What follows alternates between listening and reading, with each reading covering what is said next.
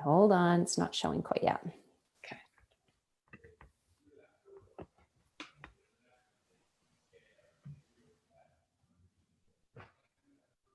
Okay, we're on. Hi, everybody. I'm Dr. Heather Denniston. This is Dr. Laura Foster, and we have been doing these Coffee with the Docs. This is week 4. And we are coming at you because we were on the phone chatting about a thing or two, and we just thought, you know what, we're having good conversations that I think a lot of people are having. Let's take it to you guys, and then we can have a bigger conversation about everything that's going on. So this is Coffee with the Docs. We hope you are joining us today and going to be interactive. We want to hear your questions. We want to hear your comments, what you're interested in, what you're scared about, you know, how things are going for you. So Laura, thank you for joining me and coming together on this. Yeah, we're all just gonna walk ahead in this strange time together, and I'm so happy. If you see me looking to the side, you know that I'm not distracted, other than I'm just trying to keep the Facebook page open. So I just wanted to say hi to Jennifer. Anna Kerr is there, and I think a few other people are just coming on. So this is the challenge when we're doing it through Zoom, is that we can't see everything in exact motion. So I will be looking back and forth a little bit, and So yeah, thank you for asking me. You always have great ideas, and I'm always happy to, you know, do my hair, because I want you to know that I don't do my hair on any of the other days of these 600-day week that we're in. I know. Brent and I were just saying last week felt like Groundhog Day. It's like just getting up doing the same thing every day. And so we're going to talk about that a little bit today. One of the first subjects we're going to cover is the fact that I'm getting from clients that sleep is a big issue for them. And I don't know if you're hearing that too, Laura, but it made me think, what does Dr. Laura do for her sleep routine and sleep hygiene and sleep cave? I would love to know about kind of what your practices are after years and years of kind of tweaking and getting it right. Sure, I'll share that. I think we overlook sleep because it's free. And it's up to us in most cases, unless you have a job that interferes with a typical sleep cycle. And if you're like me, you've lied to yourself about what you need. And it wasn't until I started wearing a sleep device, same as you, the Oura Ring. And that wasn't a huge plug for Oura, but just saying, once I started to get real and raw and real about really what I needed, I was kidding myself before that. So yeah, I have been talking about sleep hygiene for a long time, and I'm actually fully following my own advice on most occasions. Still human, but I used to pretend that if I got to bed at 11 or 11:30 and I got the same number of hours of sleep, that it was having the same positive effect on my body. Turns out, you can let me know about you, that's not true. Yeah, not true. How did that? But I still wasn't listening. So when I turned 40, I really noticed that sleep was an issue for me because I needed to make some shifts around my hormones. But then once I got that kind of under control, and I was still not getting enough sleep. So my plan every day is to have my head on a pillow between 10 and 10:30. I am very aware of what I put in my body in liquid and food form in the evening, because it interferes with our ability to sleep. I try and just shorten the window of my eating. I eat the same amount. I just make sure it's not at 10 o'clock at night. And I also am really careful about my actual bedroom. So I move my electrical devices away from my bed, meaning even the ungrounded plugs, like the lamps and stuff, they're ungrounded. They have, I just move them back because they dissipate quickly, but it's not one thing that interferes with your sleep quality in your room. It's the cumulative total. Yes. So I keep it as dark as I can. I open the window. I sleep naked. Sorry, the visual, but I do because making sure that your core body temperature is lower gives you a better quality sleep. So I make sure that I have layers on my bed so that I can just kind of flip them on and off if I need them. I keep it dark. I open the window. Sometimes I have a fan. I go to bed. I put myself to bed appropriately. And what I try and do is I do all my busy work, and I don't mean work, but yes, I mean things like, once I decide it's time to go to bed, then I go, I need to brush my teeth, and I go lock the door, and now I need to let the dog out, and now I need to make sure the rest of the things go in the dishwasher, and then I come up and I do my 5-part wash my face regimen, and by the time I go to bed, I'm awake. So instead, what I try and do is I try and get myself ready for bed like a kindergarten kid, earlier in the night, so that I really just need to go to bed. Like, that's huge. Well, that's what works for me. You tell me what works for you, because let me just put this last plug in there.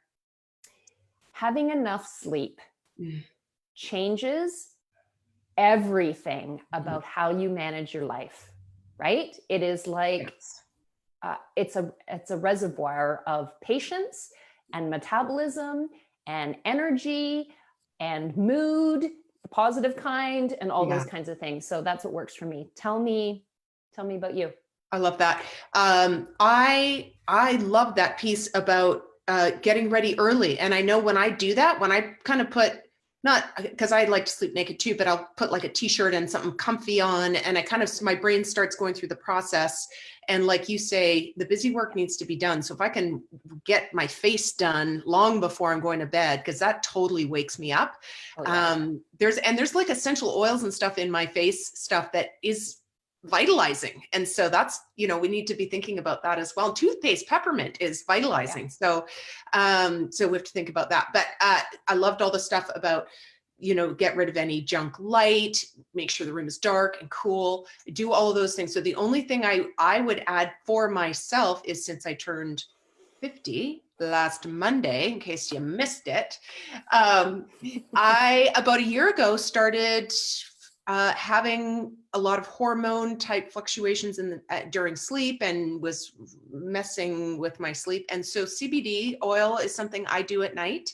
Yeah. I sometimes will combine it with some melatonin, and that for me has been super helpful. There's lots of sleep natural supplements that you can take if it's, if you're in a phase where things are disjointed for you for sleep. So I think those are good possibilities. And I think your point about 10:30, the Nobel Prize in Science in 2016 was won on circadian rhythm work and day cycle, night cycle stuff. And I think it wasn't until then that we realized the degree to which our cells respond to the circadian rhythm of the planet, how huge that was. And a big part of that was our sleep cycle. So like you say, Laura, if we're not following that, at least partly, so the later into night you go to sleep, the less quality it's going to be. So I think that's a big one too. So thanks for talking about that. I also think too, I know it's kind of a snoozer, pun intended,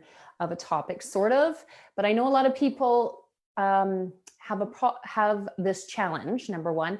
And number two is, I don't know if we're really giving ourselves enough latitude for how heavily this is all weighing on us, right? So we're all in different spots right now, but we are collectively feeling the energy of what's going on. A lot of us have very real worries, whether it's finances or health, or a number of things, whatever it is that's weighing on us, or just simply we're maybe kind of okay, so to speak, but we feel what goes on, just like the moon and everything else. The energy of the universe affects us. It affects us, so it weighs upon us, and so we're maybe underestimating how much rest we actually require right now. Because when we walk about our life, even if we are laying on the couch doing certain things, that is not the same thing as rejuvenating and restoring. So rejuvenating and restoring, right? It happens when we literally put ourselves to bed. That's the trigger that allows the cycle of hormones and chemicals in our body to do the job of what it's supposed to do. That's where your immune system does what it's supposed to do. That's when everything else is going on behind the scenes that is positive. So I just want to remind you of that, because we all have that to our disposal to some degree, some more than others. And I just think it can be something that can help you, even if you're just giving yourself that extra half hour that you weren't giving last week and the week before. Yeah. And I think two parts of that. One is you touched on, you may or may not, it is happening, but you may or may not realize the the energetic pull that is happening right now with the global suffering and with the unknown and with all of that. And so we need to allow ourselves that extra amount of time. And like you said, Laura, it's free. And then the second piece of that is that you may not, during that 9-hour or 8-hour time you're actually lying in bed, you may not be getting your normal amount of quality sleep because your brain is working to process through what's happening. I know I had a dream the other night. It was a back-to-back scourge of the earth. First was, you know, those bugs with the big long legs that like daddy long legs? Well, there were millions of them, like you couldn't even see in front of you. And so that, and then once I got out of that, it was like these huge beetles. So I woke up the next morning going, oh, I'm working through something. So yeah, I can't help you with dream interpretation, but we all just know it means something, right? Like it means something. I'm afraid of what it means. Maybe it's a good thing, but none of that ever seems like a good thing.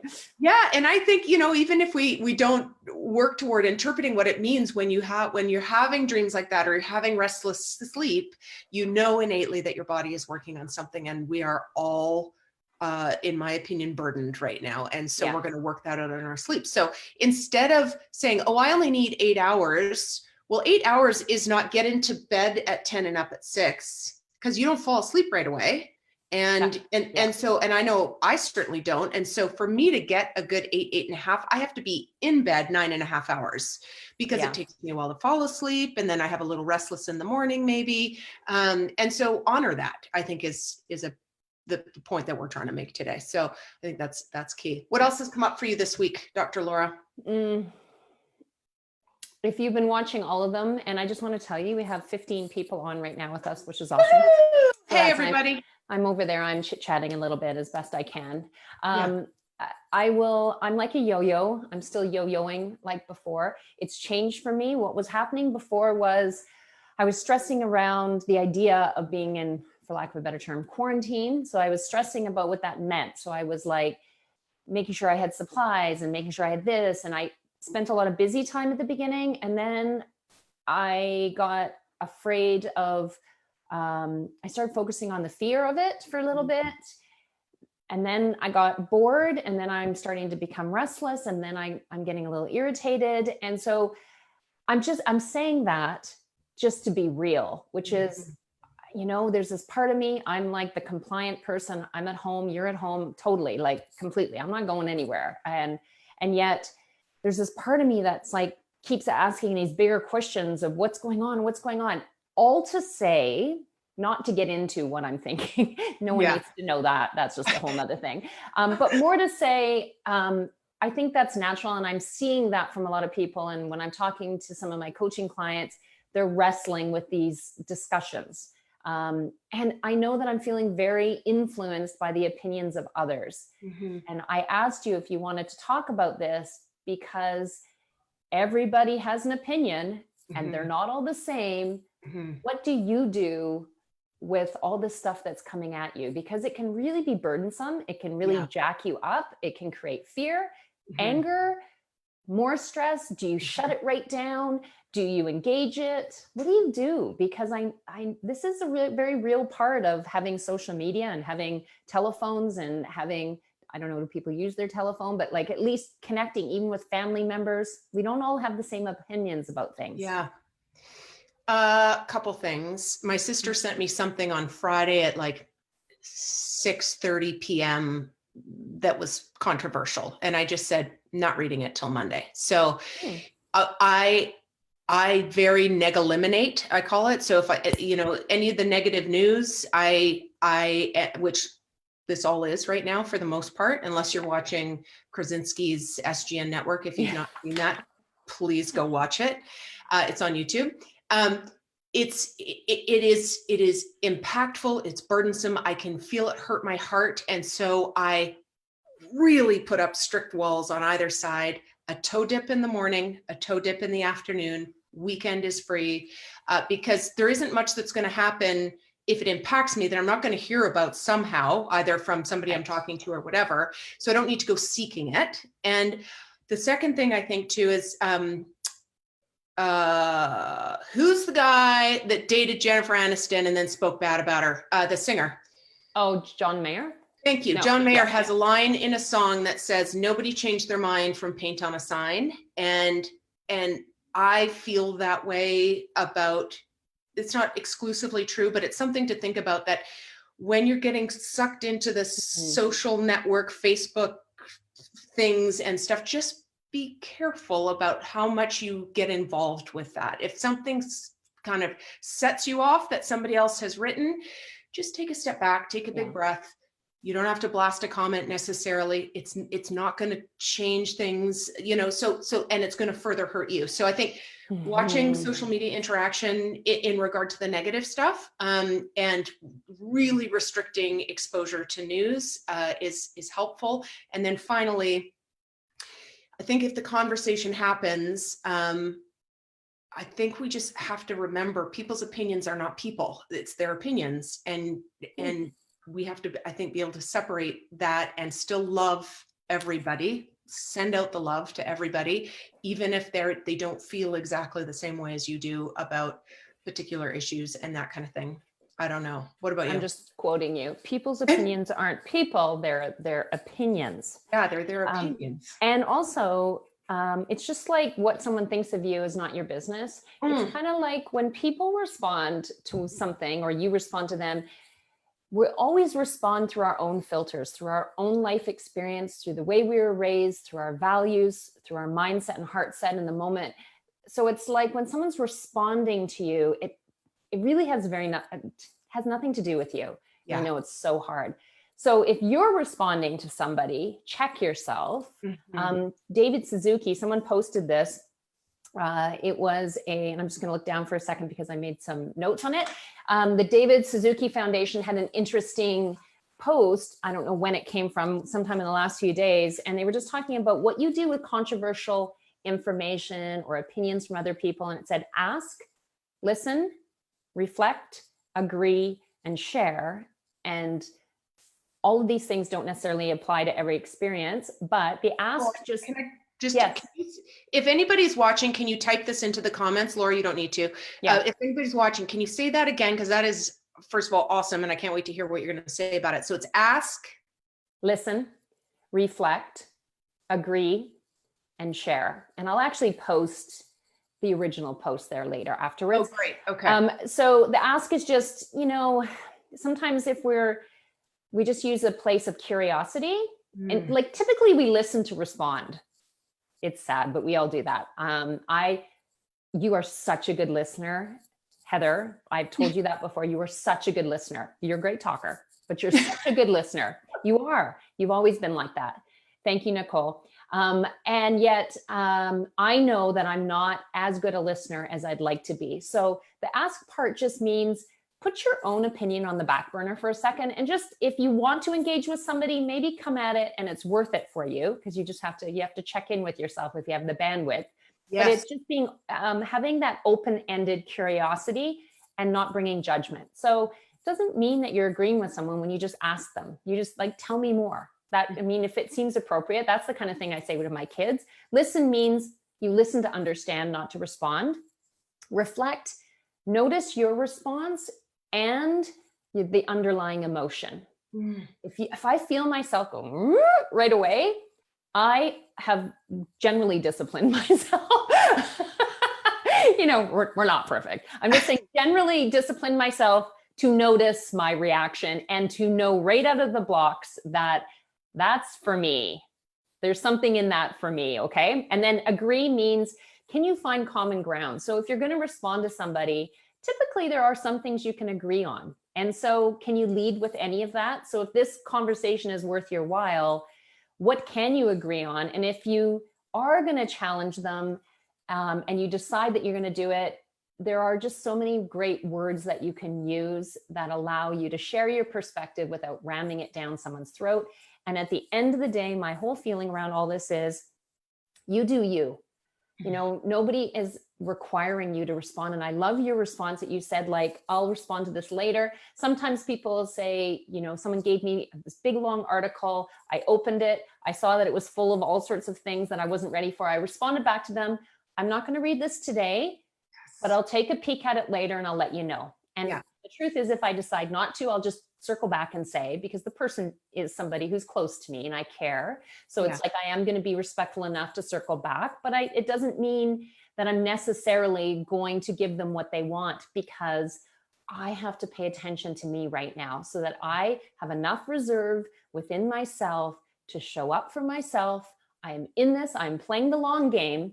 I don't know how long I need to be in this state of really big, large self-compassion. I mean, we should always be in that state, but right now I just feel like the rheostat has to go really high so that I can be there for the other people in my life. I can be there for our community. I can be of value. And I just don't know any other way.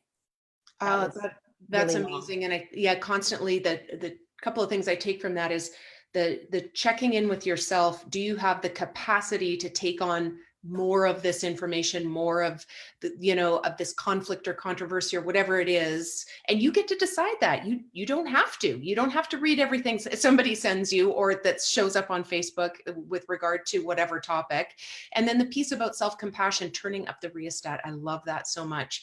And I think that's just so key. And I'm doing a presentation later in the week, and there's a small section in there on self-compassion, and Kristin Neff's stuff. She talks about compassion and self-kindness, how if you are not sure what that means for you, first you look at, well, how are you kind to other people? And if that doesn't work for you, how are you kind to animals, if that's a connection for you? Or how are other people kind to other people? And start turning that on yourself. What kinds of words would you say to somebody who's feeling scared or fearful? And say them with your name.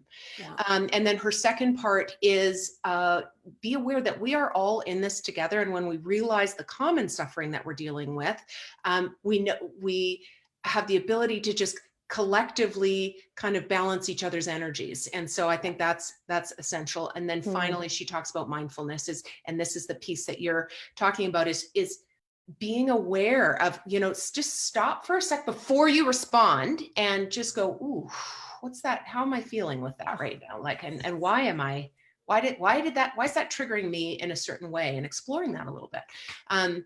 Long game. I feel like I'm coaching clients in a way that I never have before, because we are in a desert and we don't know when we're going to see land. So we have got to shore up and be doing things daily with the idea that this is going to be a long game. Like you said, I love it. And that's not to discourage you in any way. It's to encourage you, to give yourself permission to sleep longer, to be kind to yourself, to, do things that are going to build you up, not continue to kind of make you feel torn down. Yeah. To explore what you need and let that change as the days and hours and moments go by.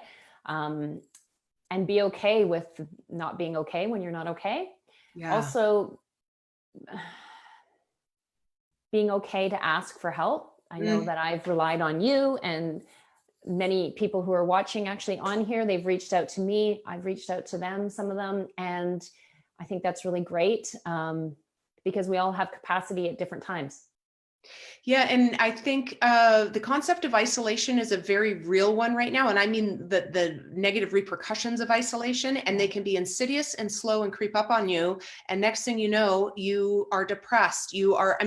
Isolation isn't just about depression, anxiety. It can cause heart issues, diabetes. It can cause all sorts of things, cognitive decline. People talk about hallucinating when they've been stuck in one place for too long.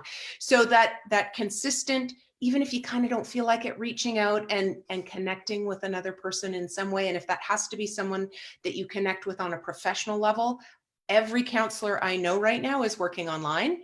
And so do not hesitate to reach out to a counselor, your counselor. If they're not going to do it, they will know somebody who will. And you can reach out to me. I have found counselors for people in the last 2 weeks more than I have in my entire career. And so I can easily help find, start to do some research for you, but it's real. And if you don't have a good friend to talk to, then definitely make sure you're plugged in some other way. Yeah, I just want to tell you that one of our listeners, Laura, was talking about, and I know what she's talking about because I saw it as well. If you don't follow Kate Northrup and Dr. Kristin Northrup, both very awesome people to follow. I heard Kate Northrup say, if it's not going to kill you in the next 2 minutes, it's fake news or it's not necessary. So if you're in that state of like, everything seems like a 911 right now, it's just a way for you to give yourself perspective. If it's not immediately impacting you, then it's okay if you just, you don't need to manage it, right? Yeah. I do think some people feel like they have this obligation to, stay connected to it in a way that we don't have to do that. And I think already we are seeing exposure of political agenda and all that. We don't need to get into that, but just be aware that the news is coming at you in a way that serves somebody. And so stick to the facts, minimal exposure, and it will keep you a lot healthier. Yeah, just pay attention. So tell me how your Easter went, because I mean, you and I celebrate Easter. So this is our first, let me check in with that. Is that true? This is our first holiday for you and I and many people on here. And so it was different. Yeah. Yes. Yes, it was. Well, I found myself sitting in front of my iPad with my sister and her partner Keith and my sister Jenny and her partner Dean on a Zoom call. And it was sort of, I don't know if any of you saw Saturday Night Live this week, but they did the most hilarious skit on a Zoom call. And that was what I experienced on last night. People not knowing how to mute or unmute themselves, coming on and off, 2 phones on at once, so they're getting the reverb. But once we got that all settled, it yet again was another thing that made me say, why haven't we done this? We all live far apart. We could have been doing a once a month dinner as a family for years, and it worked out great. We all had the Zoom call, but then everybody had their cell phone with the volume turned way down just on where they were having dinner, and people kind of mingled around and came and went and then came back to the Zoom call and started chatting. And so it was a lovely, lovely, innovative for us. I know lots of other people have been doing this, but it was a great experience. And so it was nice. We also got a really great trails are still open, although they're little limiting the amount of people, but we got a beautiful hike in, and I will just do that as much as I can because it seems like most places at some point they close them. So yes, how about you, Laura? For those people who don't know, Heather is down in Scottsdale, Arizona right now, which is why she's got a beautiful sun kiss. Don't hate her for it. It's not her fault. She created this for herself. I don't control the weather. I moved to Ontario. It's on me. So yes. And I believe, if I can trigger this for you, I believe you said that, how was it for me? Well, it was that I have some moments where I was a little sad about it for no other reason other than I feel contained, and freedom is one of my top values. Mm-hmm. So it's a challenge for me. However, we didn't do that, but I did have a really long FaceTime with my mom and dad. And we have our 4 kids here. So that's just our everyday, but we made a point. I wanted to have make your own nachos. Somebody, his name might be Paul, was vying for turkey. So we had turkey, even though for the record, everybody else wanted nachos. Well, and it's funny to me because that dialogue was, if you're not following Laura on Instagram, please go over there right now and just hit follow on Soul Inspired Girl, because she does great stories. And so yesterday's stories was like a public shout out, like, should we do nachos or should we do turkey? And it was like 80% people were like, make your own nachos. You have make your own nachos. Everything. And it just made me laugh because I'm like, that was at like noonish yesterday. And then you guys threw a turkey dinner together in that amount of time. That was impressive. Well, we have a convection oven. It wasn't that long. Oh, there. But yeah, I mean, you talked about this before, but searching for meaningful moments. Yes. You and I were just talking about this a little earlier this morning. David, I wrote his name down. I didn't write his name down. He did, Kessler, David Kessler is the fellow who partnered with the woman who wrote The 5 Stages of Grief. He then went on to write another book called The 6th Stage of Grief. And he did a recent interview podcast with Brene Brown, another great resource. Her podcasts have been great during this whole time. But this particular one, they were talking about how when you lose somebody, when a person who's close to you dies in your life, he has found that, yes, we all go stages of grief, but then at some point we naturally start searching for me. And somebody, people would come back to him like, how am I going to find meaning in this? And he would ask them, well, how long has it been since your loved one died? And they would say, well, a month. You're not supposed to find meaning in it yet. Get yourself through kind of the grieving process. And so my point is he was talking to Brene about, now we haven't necessarily, some of you may have lost somebody, but we are collectively grieving the loss of lots of different things: financial security, job, freedom, like you said, Laura, physical touch, social time, all the things we knew, shopping, restaurants, all of these things. It is a loss. And that's what grief is. It's an emotion put out toward in relationship to a loss.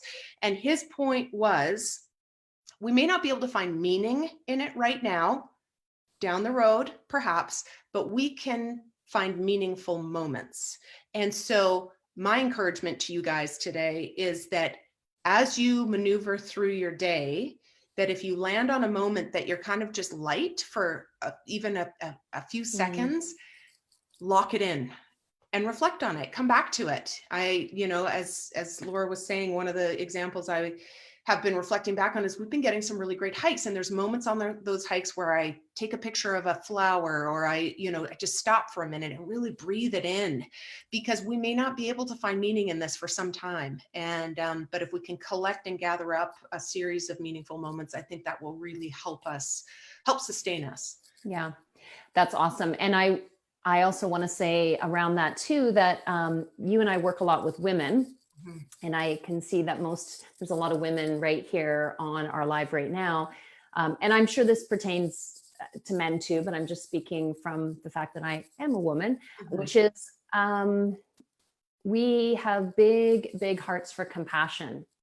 And we often don't narrate our own feelings because we can see that we have less loss than somebody else. So I get that we want to be big-hearted and big-spirited, and we want to give to those around us, and we're noticing, which I love. However, whatever it is for you, however small you think it is in the grand confines of the whole world, because Canadians and Americans, majority of us live very privileged lives. I get it. It may not be as big as somebody else, but it is still pertinent.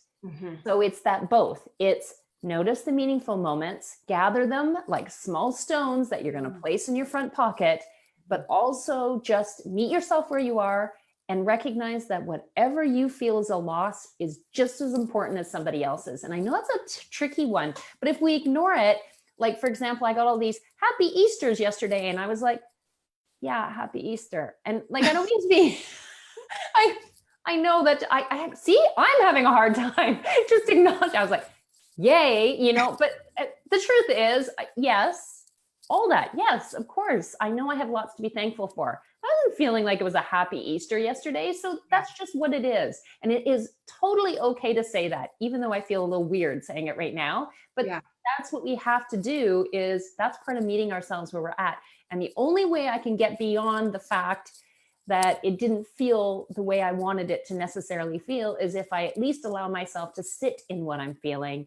Because not acknowledging what you're feeling, and I'm not saying you have to post it all over for everybody to read, but just acknowledging it within yourself, acknowledging it, maybe even to the people in your life, saying, I don't like this. And this is nice that my family's on FaceTime with me. Yeah. But this is not ideal for me. And I feel shitty. And I know that I'm not dying of something right now, but it still doesn't take away from the fact that it feels crappy, and you're okay to feel that. And please feel it. You just don't want to live in it. That's what I want to acknowledge. Because I like to be positive, but not at the stake of being fake with yourself. Yes. Yeah. David says, Kessler, he said at the end, he said, you can't heal if you don't feel. And so if you're not acknowledging those feelings, you are not going to process through them.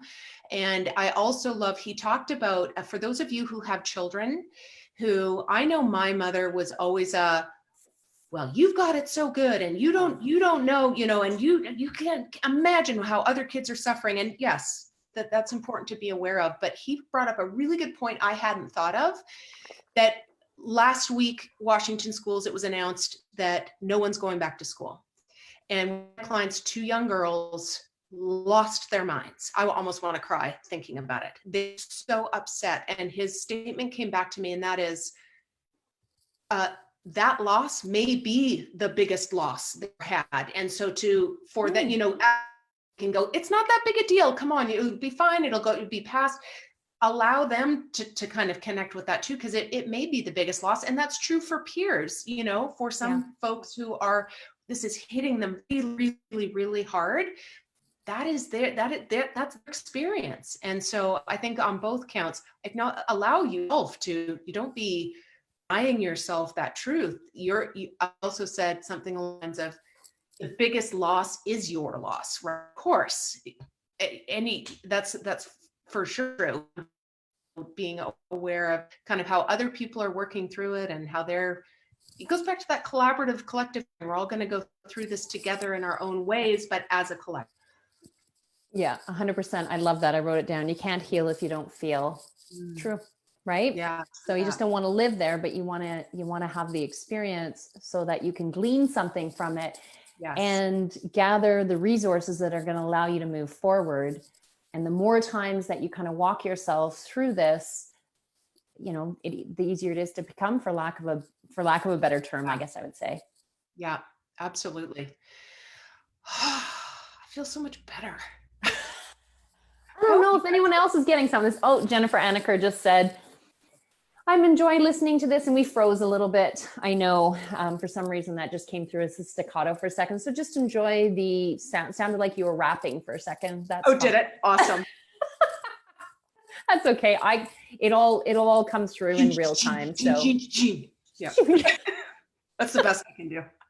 That's the best. That's all we got. What else? What else is there? I encouraged everyone to give me some topics, but I feel like everyone's just sort of rolling along with what we're saying. Yeah. Nobody put anything forward. So you had one more thing that you were working with clients on. You were used to working at home. I work at home as well. That's been more recent for me in the last few months, but you've been working at home for a few years. Yeah. So you have got some pretty good habits when it comes to making that work for you. Do you have anything for me? Yes, I do. I mean, I think in a great way, a lot put out there regarding the basics, like a schedule, get dressed in the morning, proper breaks because you're not being interrupted by coworkers as much anymore, pulled by other conversations in the office. So those are pretty straightforward things. But I think one of the most difficult things people have when they move from an office to home is it's a twofold problem. One is if you don't have an actual office where you can shut the door and it's only used for that action, which most of us do not, it can be tough to psychologically separate yourself from work. So I did research and reading on this a few years back when I kind of moved into this situation. A couple of great things that I read about and implemented and I found to be really useful. One you're not at is to around starting work and finishing work. And so it means that when you finish work, you're going to do 3 or 4 things that are consistent, same every day. Maybe you close out every window in your computer, you shut your computer a certain way, maybe you move it to another shelf or something like that, or get it out of the way so you're not seeing it. And then the thing that I landed on was this whole pushback routine where you push back and then you say in third person, first person. If I'm acknowledging myself by my own name, is that, am I speaking? I'm speaking in third person, right? No, that is. Sure. No. You push back and you say, Heather, we are done for the day. And I am going to have a lovely evening, work-free, free of emails, free of phone calls. And not all of us can do that. But when you are shutting down, have some sort of mantra that you finish with and some sort of physical 2 or 3 things that you do that close out the day. And then my recommendation, because I do have a few clients, maybe small kids, they go back and do a couple hours of work after their kids have gone to bed, do it again. Because if you don't make that nice, clean separation, you take it all with you. You take into your quality time with your partner. And so it's a practice. It takes some time to kind of train your brain to go, oh yeah, we're doing the mantra thing again. That means we're work. And it requires, so it's going to feel stupid at first, but it actually really works. So as a little hack for working at home, a starting ritual and a closing out ritual, really, really important. And then if you do, and so many of you are, if you do have your workspace in the middle of the house somewhere, make sure to close it up as much as you can and put it away, because even looking over and seeing your computer starts to fire work cells in your brain. You're not fully shut off, right? It has to be out of mind as much as possible. What do you do? Do you have is this like a locked room? This is a locked room. Nice. But I don't always like to work here, so that complicates things. And also Paul's desk is right over there. And just saying. And I feel you on that one. Yeah. So even his typing. Because, I saw that meme that says like, do you have to blink so loud? Like, this is like quarantine issues that are coming up. I have noticed my housemates' dining patterns more than I ever have. I'm just like, wow, he really chews loud. So I can tell that this is, we're all a little bit primed. But I actually really loved what you just said there, because I'm more new to this than you are. And I can see this. I can see how this is an issue, and having, like you said, putting it aside and just having a way that you're closing it down with yourself, I think is really important. Lately, the way I've been finishing it is we've been both working at home. So once we tend to do some sort of movement in the morning, usually yoga. So after we're finished that, then we kind of say to each other, what's your plan for the day? Right. And so I'll say, this is how long I plan on working. And he'll say, this is what I'm planning on doing. And then we decide when happy hour is going to be. Now, I know that's not a great long-term strategy. So I might be lying when I said I'm playing the long game. But I really, what I mean by that is, when are we going to come back together? What is our agreement with one another as to when we're truly shutting down today, so we can kind of hold each other accountable? Yes, I like that. I think I throw in the other part just as a way, something to look forward to. And we may or may not actually be engaging in happy hour, but it is that sort of like deciding. Now, initially, when I started working at home, Paul would say to me, what do you work Monday? What are you working Tuesday? And I just was like, I don't know. Like I couldn't do that. Yeah. So that's why we wait until we kind of finish our morning routine. And then that's when we decide with each other, because I can look ahead 6 hours. I got that within me. I just can't look ahead 6 days right now. Totally. Yeah. And that's such a beautiful illustration of, we all work a little differently. You know me, Sunday, I can tell you what I'm doing Friday at 3:00. And, but that's just how I roll. And so connecting with the people that you're living with and finding some happy medium there is super key. And so I love that. That's awesome. Do you feel like that transition is going okay for you, going from being in a brick and mortar to being home all the time as far as your work goes? Well, I've always been super creative. If anyone knows this about me, I mean, even when I was in full-time practice, I always had some side gigs, because I have a million different ways that I like to express myself. Not all of them pay any money. A lot of them don't. And I'm totally okay with that, because there's just things that fill my soul. Yes. And so, now that I'm no longer in full-time or part-time brick and mortar practice, I have to find the balance. Yeah. Because I still have to pay the mortgage. I mean, who knew? So anyways, I mean, just in all seriousness, it really has been a transition, and you've walked me through that, because you're several years ahead of me on this. And I was a bit naive as to as was I. I often joke that I thought I could take all the skill set from brick and mortar and transfer it over into online home-based business. And I'm like, I got this. It's a completely different book of rules. And so that was a tough transition. It absolutely giving yourself some time to adjust to that. And boy, have you been granted the time to adjust to it, haven't, with us being on lockdown. So, but anyway, that's good to hear. So as somebody asked me this week, wondering what's Dr. Laura up to? So do you, first of all, you've got Soul Inspired Girl Instagram, we're organizing retreats. Are you planning at the end of the year, or is it just all on hold? Yeah, so my May retreat is on hold for now. We're going to reschedule it. I have a November retreat that is at a beautiful cottage in the Muskokas, and I have a February retreat in Mexico. Beyond that, I'm kind of just sitting on things. I'm still coaching. I'm still coaching, and I'm still doing my conversations I've always wanted to have with women. And I'm teaching.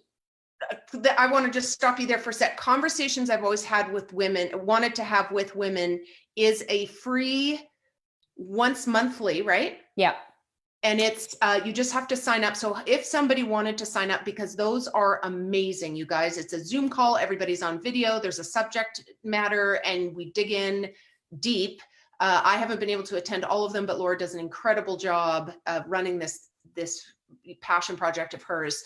So how do people sign up for that? So I have the easiest place is you can either go through my website, Soul Inspired Girl with a GURL.com, or you can just go on Instagram, and in my bio, I have a direct link there. That might be the easiest. Same thing, Soul Inspired Girl. And actually this month's call is tomorrow night. So Tuesday evening at 7:30. Okay.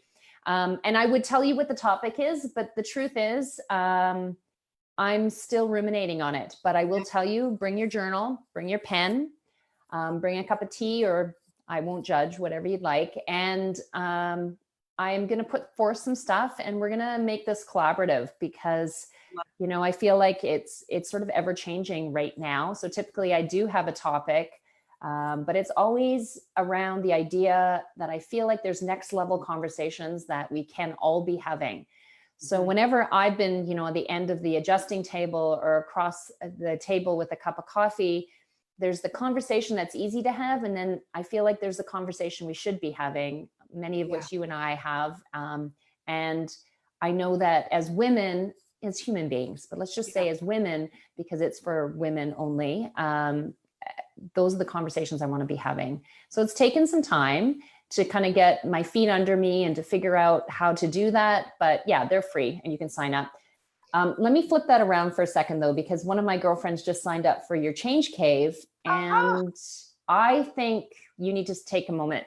So if you want to hear, please tell me a little bit about that, because I've been touting it and I don't think enough people are taking advantage of it. So the Change Cave is about 2 years old, and it is a membership for women online. It's an online membership for women who want to take next steps toward their wellness aspirations. And so it was a bumpy start with the Change Cave, because I don't think I had it clearly enough defined, but over the 2 years, we have really zoned in on what it is and what it is not. So it is for women over 40 who are ready to do some deeper work on their wellness that isn't just diet and exercise, although we include all of that in there.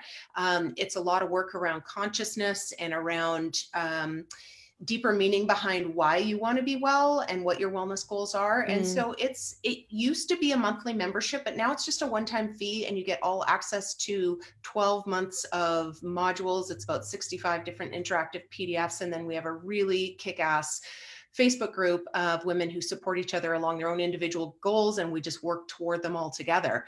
And so it's a great group. It really, in the last 4 months, has evolved and grown in a way that I had hoped for early on, but it wasn't going to until I got really clear about what it was and what it isn't. So it's been super. We do like a monthly mindset class, and we have weekly newsletters that go out. We do challenges, and we do lots of great conversation around wellness and things that people are doing and setting goals. And you know me, it's not a thing that I do unless it has a goal setting component to it.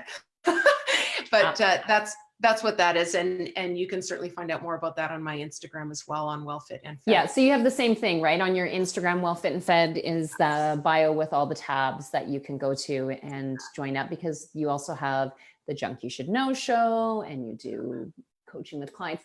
And I know we never take our Coffee with the Docs in this direction. We've never done this. We're like, you know, I love to talk about what you do. And I think the reason why we've been friends for so many years is I think you have a very interesting way that you look at the world. And you are, even though we're both 50, we both are chiropractors, we both have similar values, we are different. And you have such a great way of bringing it to the masses. And we both love working with women in this same particular age group because, I mean, we obviously can relate. And I find your stuff very, very accessible, which is why I talk about it a lot. So I know you don't always bring it up, but I wanted to give you that opportunity to bring it up because it's super, super relevant. And it's just the kind of thing that I think a lot of people are looking for right now. Well, thank you. And yeah, I think that has changed, in a lot of ways. People are taking this time to self-reflect and kind of go, oh, I have the space in my mind, the bandwidth now to start to kind of think about what changes I want to make in my life. And so I think, both of us are in a place that if somebody wants to have someone walk alongside them for that, we're available for that. So yeah. That's great. Awesome. So next week we will be back on Monday at 11:30/2:30 EST. We also, if you guys missed any part of this, it's over on YouTube on the Well Fit and Fed page over there. And so we will continue to post those. We don't know how long this thing's going to go. So make sure you come and tune in while we are here. And we look forward to seeing you next week. And as Dr. Laura said, if you have a subject you're like just really wanting some clarity on or some discussion around, just put it in the comments. Even if this is in replay, we'll be checking back. And we definitely look forward to seeing you guys again next week. Any parting thoughts, Dr. Laura? No, I'm just super grateful. I mean, I know you and I have received some messages from people just being grateful to us, but I don't think people realize how meaningful this is for us. And even just bringing up the topics allows me to process the information that is helping me. And so in turn, I hope you give yourself a couple minutes to process and turn the questions back on yourself so it can be helpful for you. Yeah. That's all I would say. Totally agree with that. Well, thanks everybody. I'm going to sign off and we'll say, see you next week. And let us know if you have any additional questions or thoughts on our Coffee with the Docs. We look forward to seeing you again.